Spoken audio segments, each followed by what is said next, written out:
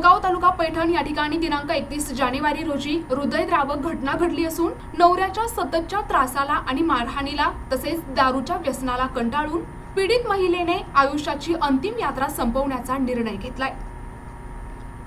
पैठण तालुक्यातील लोहगाव या ठिकाणी लक्ष्मी संतोष पावळे या विवाहित महिलेने नवऱ्याच्या त्रासाला कंटाळून आत्महत्या केल्याची दुर्दैवी घटना घडली आहे। लक्ष्मी पावळे यांना 3 वर्षांची मुलगी असून या घटनेमुळे सर्वत्र हळहळ व्यक्त केली जाते। लक्ष्मी पावळे या शेतात मजुरी करून कपडे शिलाईचे काम करायच्या।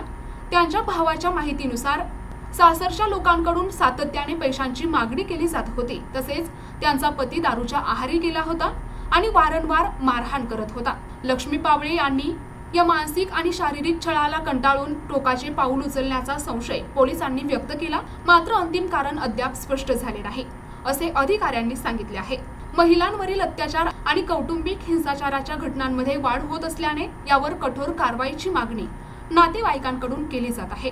ढाकेफळचे वैद्यकीय अधिकारी यास्मिन शहा आणि बाबासाहेब घुगे यांनी शवविच्छेदन करून शव नातेवाईकांच्या ताब्यात दिले।